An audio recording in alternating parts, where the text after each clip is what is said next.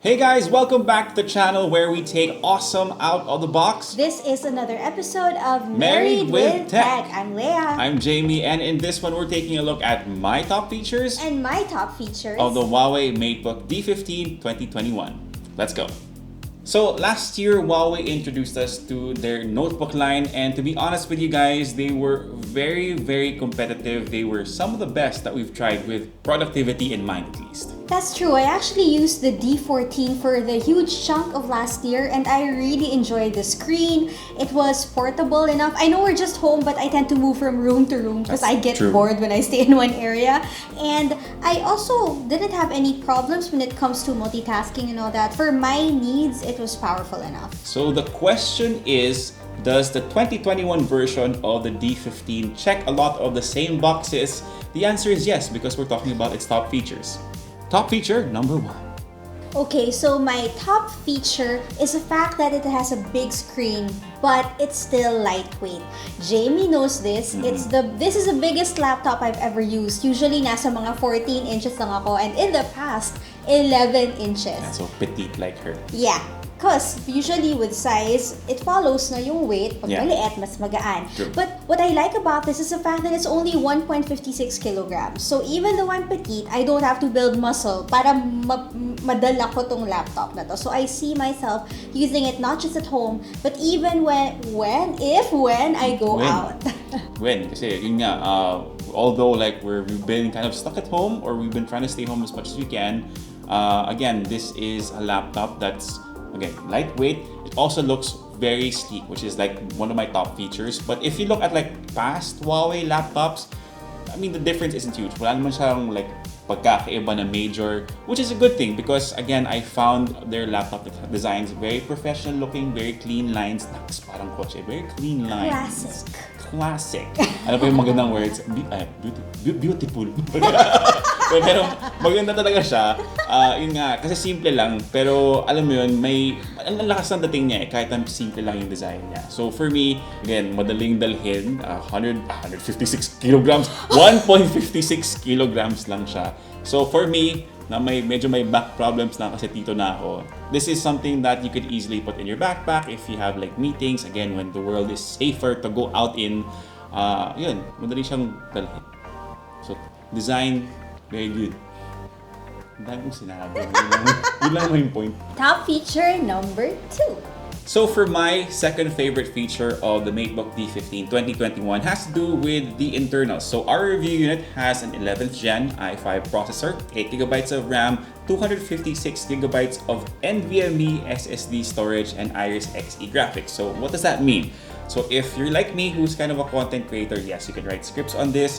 You can edit videos on this as well, just as long as you adjust your expectations. I mean, don't expect this to handle 4K content, a lot of layers, color grading, and all that stuff. But again, if you're just starting doing this on side content creation on the side, this can handle it 1080p, no problem. Also, if you're a gamer, this can also handle light games. So like what I'm showing you on screen right now, you'll be seeing me playing Hades, titles like this, no problem. So yeah, the internals are this, especially for the price that you're gonna pay for this laptop.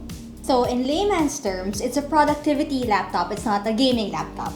So kaya siya perfect for me because I'm not a gamer, but I do a lot of, should I say, office work.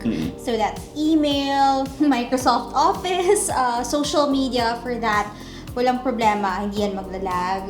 It can take the work, no problem. Yeah, which gives me a perfect segue to let you guys know that there are two flavors. Joke lang. Two variants for the Matebook D15. So there's an i5 one and there's a more affordable i3 i3 version of the Matebook D15. The D15, the i5 version is somewhere around 50,000. I'll just have it on screen just in case, so you have the actual price. And then the i3 is somewhere around 34,000, 35,000 pesos, which again is a huge difference. Yeah. So again, if you're more like Leia, who is more into using your laptop for office work, that would be a better fit. For me naman, my second favorite feature is the multi-screen collab. Because hindi ako kagaya ng ibang tao na there are 2-3 monitors at a time. I just use a laptop, that's it. I want my work desk to be as bare as possible. Minimal. Next. Yan, minimalist tayo. Yun. Sa mga homebodies dyan. Yes.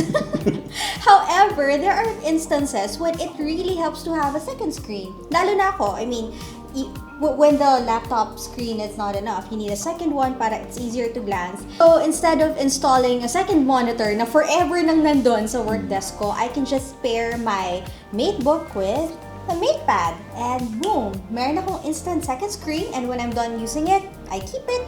Clear na ulit yung table ko. Yeah. So this is where you can really see like Huawei's ecosystem come into play. They've been releasing more products, so we've been seeing it evolve more and more. Yeah, we're seeing how they come together, they play together, they work together. So that's actually a really, really great segue to top feature number 3. So my third top feature for the Huawei Matebook D15, nothing new. We've seen it in their past laptops before, Huawei Share. And it's just really super convenient for me. As you guys know, I'm like the lead video content creator for Unbox. So sometimes I don't have my camera at the ready and I want to take some B-roll. It's just super easy to be able to connect to your laptop almost instantaneously and transfer those files. And I don't have to like email it to myself, which I sometimes do when it's huge. Like I retransfer it to myself or like, yeah, do stuff like that to be able to like conveniently transfer those files, but this is a lot easier. For me naman, my third favorite feature is the full view display. I appreciate how slim the bezels are. Sabi nga ni Jamie kanina, I'm a minimalist, and apparently, it's true not just for my desk setup, but even in my choice of gadgets. So because of this, ang linis lang talaga tignan nung screen. Unhindered yung view, whether I'm working, I'm watching YouTube, Asa, Netflix, whatever. Ang ganda, it makes me appreciate the screen even more. And because nga, the bezels are slim, maganda yung screen to body ratio. So, even though the size itself of the display is 15 inches, the laptop is a manageable size. And actually guys, those are our top 3 features for the Matebook D15, but there are others that are noteworthy for this laptop as well. For example, well, I like that the power button doubles as a fingerprint scanner. I know that it's not new, we've seen this before, but ako personally, I find it very helpful na I don't have to type my PIN or my password.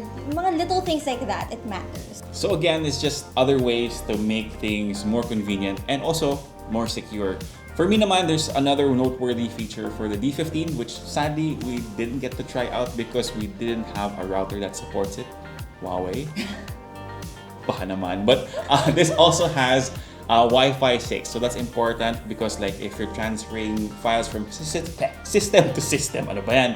From system to system, it's just faster, and it also guarantees that you're getting the best speeds from your network provider. Again, a router plays a role in that. So if you have a Wi-Fi 6 router and a Wi-Fi 6 capable notebook, that's just a good combination. Again, faster speeds. Who doesn't want that? Of course, the last thing na kailangan natin pag-usapan, syempre, magkano nga ba yung mga notebook na to? And for the i5 model, the one that we have, I do have to correct myself. i5 processor, 16 gigabytes of RAM, 512 gigabytes of storage. It's 48,999 pesos. Now, the i3 variant is 31,999 pesos. So, if you're wondering, again, ano ba yung difference ng dalawang to? 3 things: the processor, the storage, and the RAM. Everything else, pareho lang. Yeah, so if you're like Leia, who does more standard office work, again, Word, Excel, those kind of things, I would really suggest looking at the i3 version. This word gets tossed around a lot with tech videos here in the Philippines, pero there's no better word to say it or encapsulate everything, pero sulit talaga siya in my book. And that's it, our favorite features for the Huawei Matebook D15 2021. Do you agree with our top features? Ano ba yung top features nito para sa notebook na to? And would you consider buying this laptop, and anong flavor? Flavor talaga ang bibilhin nyo, i5 or i3? Thank you for joining us for another episode of Married with Tech. I'm Jamie. I'm Leia. See you guys next time and stay safe. Bye.